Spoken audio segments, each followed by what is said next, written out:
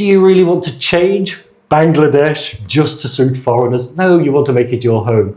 Foreigners must just simply come here and discover it for themselves and discover the beauty of what it already is. You don't need to be anything else. So this is Mr. Carl Kitchen from the UK, and he has been himself traveling so many countries for many years, and a very renowned environment scientist. We are happy to have him in our studio today. Mr. Carl, welcome to our studio. Thank you for having me. So usually what we ask when we invite a foreigner traveling to Coxs Bazar or Bangladesh, the first question we ask them, what brings you in Bangladesh, or why did you choose to come to Coxs Bazar? Yeah. I probably have a few answers for this, actually. And the first one, half jokingly, is Hunter Ale. Because before I came here, I spent a month in the Maldives, and I was on the main island, the capital of Male. And of course, there's no alcohol. And I visited some of the islands, but not the resort islands, and just some of the local islands. So again, no alcohol for about 1 month. And I'm looking at planning my trip back to Europe. I'm heading back to Europe in around about August, maybe. And I'm thinking, okay, well, I need a beer before I get to Europe. And I thought, maybe I'll just go straight to India. But I look at the map, and actually Bangladesh is just so close. And I think, well, it almost seems a shame to miss out Bangladesh before going back to Europe. Because I've travelled to the countries around here, up to Nepal, to the north, and Sri Lanka down to the southeast. And I thought, such a shame to miss out Bangladesh. So I came to Bangladesh, partly for the beer, but also because everybody tells me, everybody I meet, they say, when you go to Bangladesh, you must try the food. The food is fantastic. And actually in England, Bangladeshi food is so popular. I'll ask you the question related to food later. Yes. Then what are the other reasons? What's about the Coxs Bazar, coming to Coxs Bazar? So I think when I thought about Bangladesh, there were three main areas that I thought I wanted to visit. One was Dhaka, obviously. I just like to see the city and the vibrancy of the city and how lively it is. But I'm not really a city person. I can't spend my life in the city. And I think, okay, well, I'm going to need the break. We're better than Cox's Bazar because you have the beach here. You have that more relaxing atmosphere. Even though Cox's Bazar is very busy and there's many, many people here and everything is very lively, it feels kind of relaxing. So it's a beautiful place to be. The other place on my list, which I may have to leave until next time I visit, is the deltas down to the southwest. Mm-hmm. I was thinking maybe I have enough time, but I always run out of time, which is always a wonderful excuse to return. Let's see, how does your plan go? Let's come back to your job first. As you said, you are an environment scientist. What did you do back in home? So I worked for 30 years for the Meteorological Agency in the UK. Most of my job was not day-to-day weather forecasting, but looking at the impacts of weather on the environment generally, but largely looking at things like wildfires, the causes of wildfires and how severe they may be, trying to predict wildfire behaviour, but also looking at any kind of accident which releases pollution into the air, so chemical accidents, nuclear accidents, thinking like Fukushima, Chernobyl, trying to predict where the radioactive cloud may travel. And also a lot of work on air quality in inner cities, increasing problem in many parts of the world. I see. What is the first time you heard about Coxs Bazar? How long and how it came to your mind? So I first heard of Cox's Bazar actually when I was planning to come to Bangladesh, because I'd never heard of it before. And I think that's a shame, because now I'm here, I realise it's one of the gems of Bangladesh. And I'm surprised I hadn't heard of it before, because you have so much here. You've got the big long beach. A lot of the Bangladeshi obviously know Cox's Bazar because it's full of the Bangladeshi. The problem is, as you said, it is one of the gems. It is hidden gems. This is what we were trying to do, promoting Cox's Bazar across the world by saying it is one of the open gem. So come here and enjoy walking all the way 120 kilometers beach long. So as you said, when you came, Cox's Bazar, you went to the beach. Interestingly, I'm sure you have been so many other different parts of the country, so parts of the sea beach areas. You have been to the beaches. So comparatively to this beach, how much differences, or what are the similarities, or what are the differences did you find comparing Coxs Bazar to the other beaches of the world? So I think I look at Cox's Bazar and I think, why is it different to some of the other kind of beach areas that I may have visited? And I think of places maybe like Da Nang on the east coast of Vietnam, which is very popular with Western tourists and expat community, Vung Tau down in the south, parts of Thailand, Rayong down to the south, Pattaya down in the southeast. And many of these beach areas are similar geographically to Cox's Bazar. Mm-hmm. You have the big long beaches, you have the wonderful waters, you have the fantastic weather, albeit now we are in the monsoon season. But normally you have the beautiful weather here, you have the beaches. So what's different? And it's a difficult one for me to answer.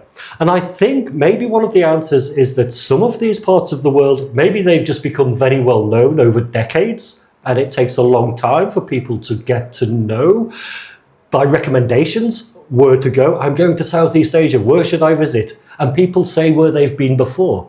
I'm quite different. I like to go to places I've never been to before. Decade is quite a long time. We don't have that time. We want the people to come here, Cox's Bazar, so frequently, and we would like to start right now. So, and sorry for the interruption, but still I'm saying, you came here, you walk, you enjoyed the beach, and now after coming here, what did you observe?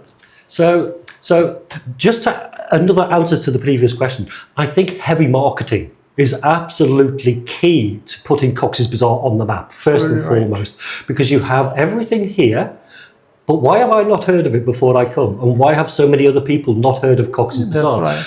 Heavy marketing at a national scale. Yep. Bangladesh must promote this area very heavily. Advertising campaigns, social media campaigns, etc. Because everything else is here. The world-class hotels, the international standard hotels, the restaurants, the food, the people, and everything. So what I observed, I think, when I came here was, surprised I didn't know about it in the first place, and not many other people do. But I found it, I travelled down from Dhaka, so I'd spent a little bit of time up in Dhaka. So as I say, I came down here to relax.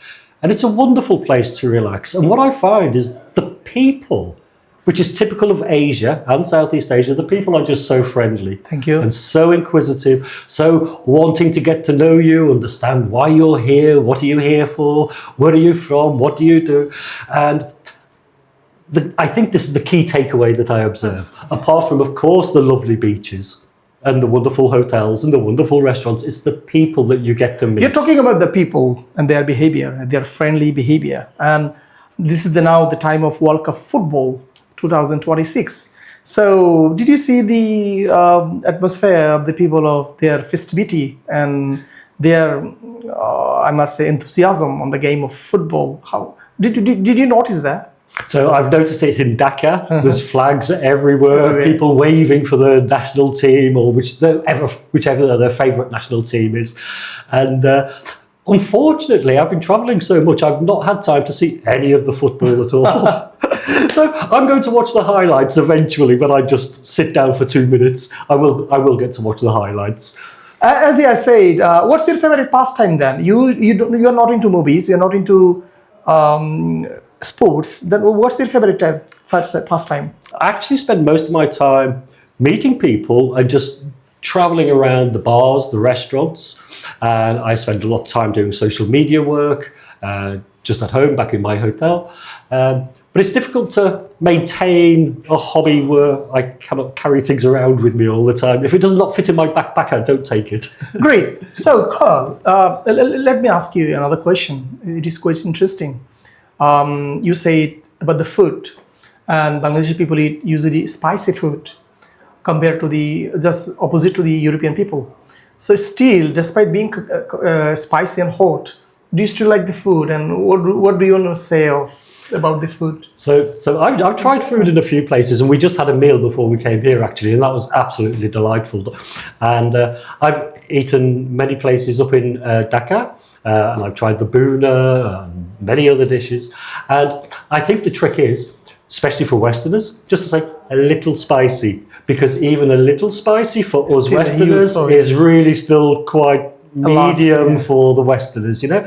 So don't be put off by the food. Try the local food because it is delicious. And it is one of the things that most people said to me before I came to Bangladesh: eat, and then carry on eating. I said, okay.